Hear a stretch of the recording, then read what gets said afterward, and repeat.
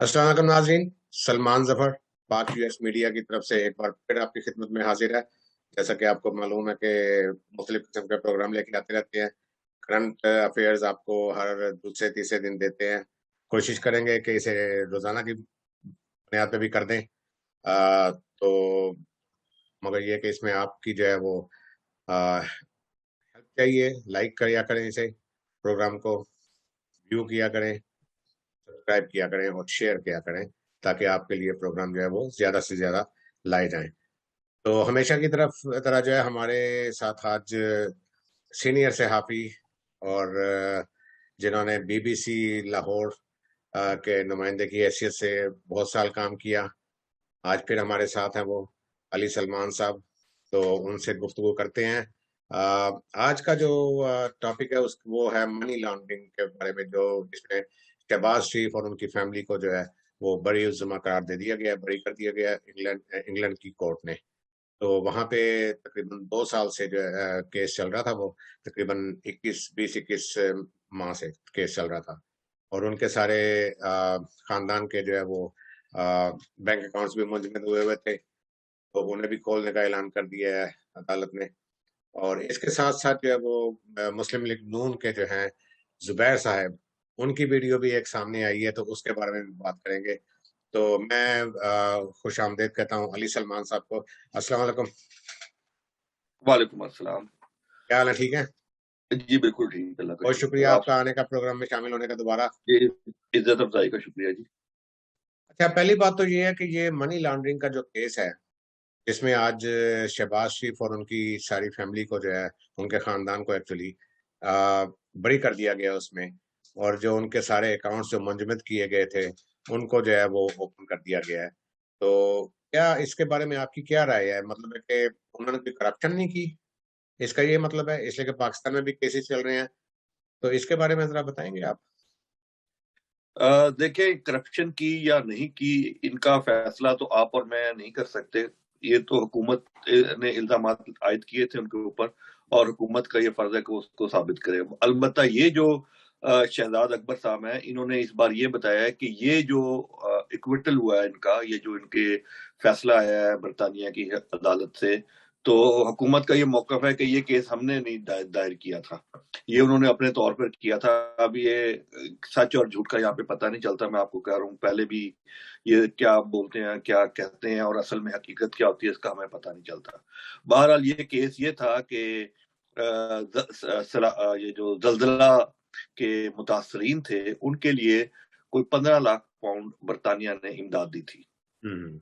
और इल्जाम ये आयद किया गया, जो खबरें भी आई और जिसके ऊपर डेली मेल के अंदर खबर आई और दूसरी जो इतलात आई, उसके मुताबिक इल्जाम ये था कि इसमें से 10 लाख पाउंड जो थे वो शहबाज शरीफ और उनके जो रिश्तेदार थे, उनके दामाद थे और जो बेटे, जो फैमिली जो भी हैं, 10 लाख पाउंड उन्होंने खुर्द कर लिए थे, और वो पैसे बाद में मनी लॉन्ड्रिंग के जरिए वापस बरतानिया भिजवाए गए।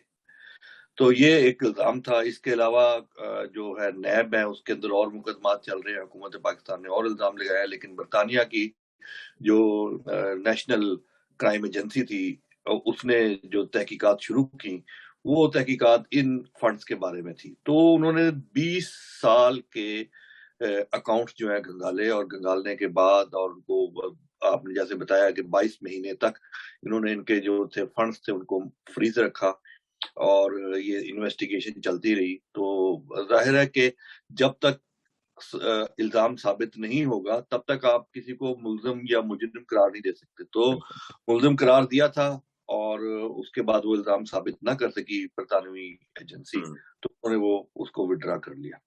अब अगर ये पाकिस्तान की अदालत होती तो लाजमी तौर पे कुछ लोगों ने कहना था कि इंसाफ का बोलबाला हो गया, और कुछ ने कहना था कि जी ये चमक काम दिखा गई है। तो हम्म। बरतानिया क्योंकि एक महजब मुल्क है, और हम अपनी अदालतों पे यकीन रखें ना रखें, लेकिन हम बरतानिया की अदालतों पे, हम पाकिस्तान ज्यादा यकीन रखते हैं। तो यहाँ पे अब किसी ने ये नहीं कहा, ना हुकूमत ने कहा, ना किसी और ने कहा कि चमक काम कर गई है। तो ये अब आपके सामने है। दूसरी बात, आपका ये सवाल था कि क्या उन्होंने करप्शन की या नहीं की।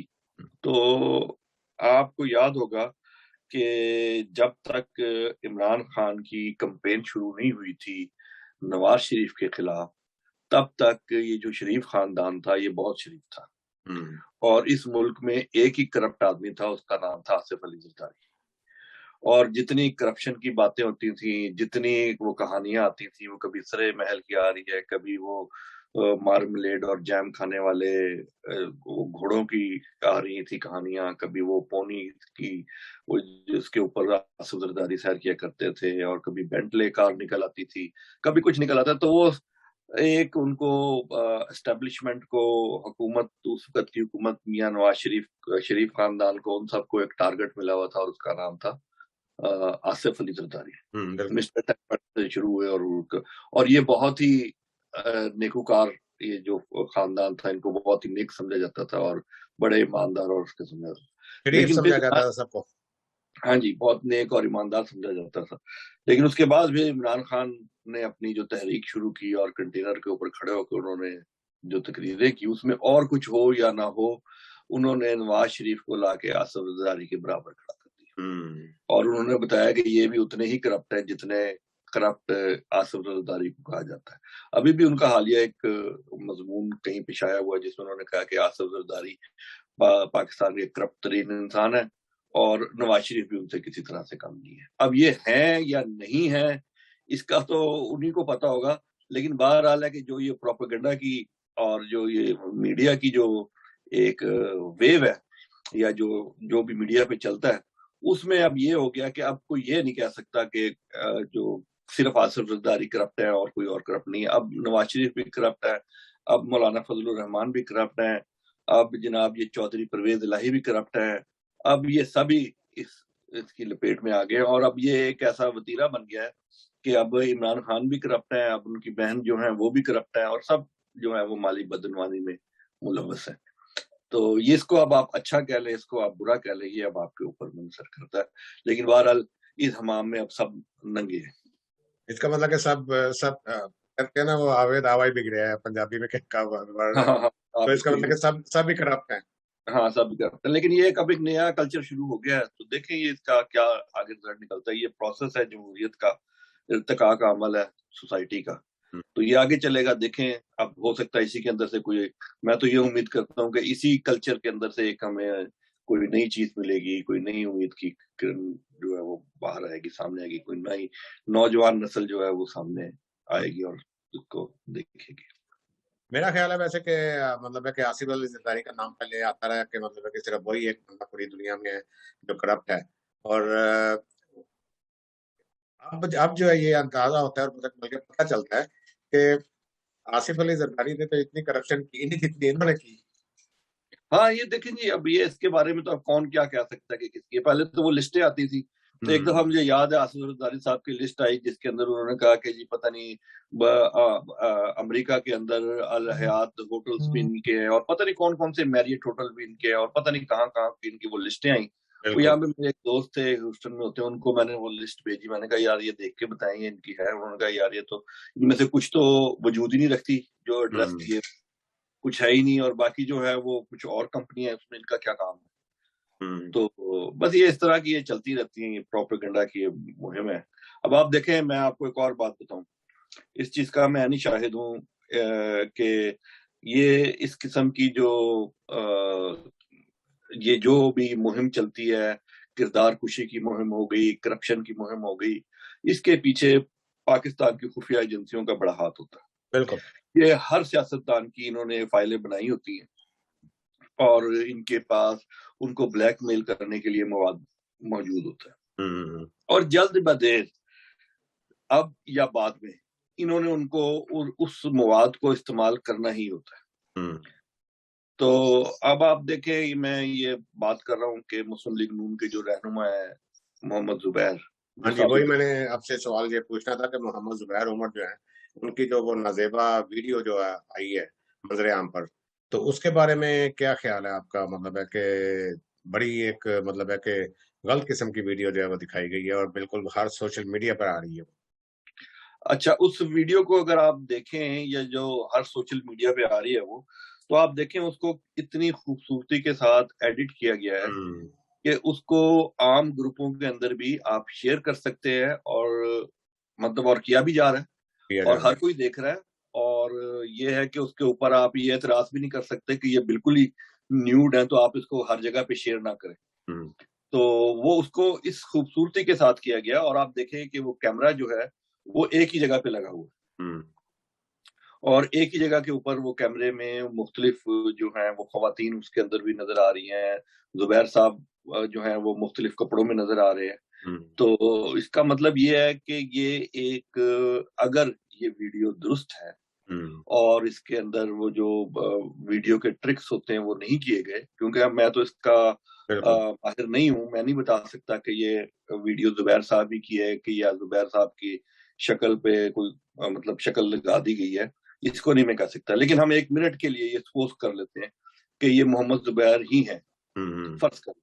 تو پھر سوال یہ پیدا ہوتا ہے, یا چلو نہیں بھی ہیں تو سوال یہ پیدا ہوتا ہے کہ یہ ایک جگہ پہ کیمرہ فکس کر کے کتنے لمبے عرصے کے اوپر یہ کیمرہ نصب تھا اور یہ مسلسل ریکارڈنگ کر رہا تھا, تو یہ کس نے کیمرہ نصب کیا تھا؟